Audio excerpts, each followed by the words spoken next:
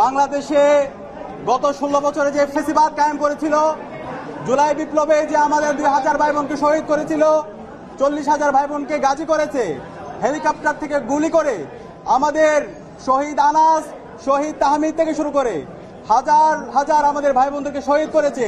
সেই খুনি হাসিনার আজকে মৃত্যুদণ্ড ঘোষিত হয়েছে।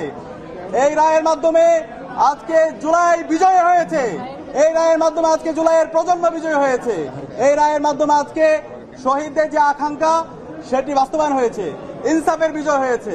একই সাথে যে খুনি হাসিনার দূষণ সাবেক স্বরাষ্ট্রমন্ত্রী খুনি আসাদুজ্জামান কামাল, তারও আজকে মৃত্যুদণ্ড রায় ঘোষণা হয়েছে।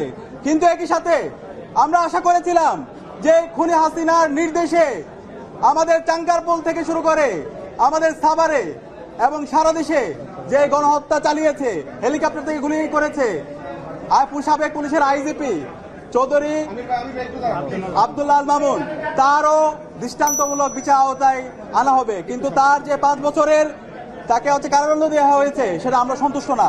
আমরা অন্তর্বর্তীকালীন সরকার আন্তর্জাতিক অপরাধ ট্রাইব্যুনালকে অনুরোধ করব, তার যে অপরাধের মাত্রা সে অনুযায়ী তাকে যেন ন্যায্য বিচারের আওতায় নিয়ে আসা হয়। একই সাথে আমরা ডাকসুর পক্ষ থেকে বলতে চাই, এই খুনি হাসিনা এবং তার সকল দূষরদের, তারা বিগত 16 বছরে যত ফেসিবাদ কায়েম করেছে, যত গণহত্যা এবং শিশুহত্যা করেছে, এই প্রত্যেকটা হত্যাকাণ্ডের বিচারে স্বাধীন বাংলাদেশে হতে হবে। একই সাথে হাসিনাকে ভারত থেকে স্বাধীন বাংলাদেশে দ্রুত নিয়ে আসতে হবে। এক্ষেত্রে ইন্টারপোলের সহযোগিতা নিয়ে এবং আন্তর্জাতিক যত মাধ্যম আছে সেই মাধ্যম ব্যবহার করে খুনি হাসিনাকে এবং তার দূষণদেরকে দেশে নিয়ে এসে দ্রুত রায় কার্যকর করতে হবে। এবং আজকের এই রায়ের জন্য আন্তর্জাতিক অপরাধ ট্রাইব্যুনাল এবং ইন্টারিম সকল তদন্ত কর্মকর্তা, শহীদ পরিবার সবাইকে আন্তরিক ধন্যবাদ জানাচ্ছি। আমরা সবাই ঐক্যবদ্ধ হবে জুলাইয়ের যে প্রজন্ম তৈরি হয়েছে, সকল রাজনৈতিক দল, ছাত্র সংগঠন, আমরা শহীদদের আকাঙ্ক্ষার আলোকে একটি বৈষম্য ইনসাফ ভিত্তিক বাংলাদেশ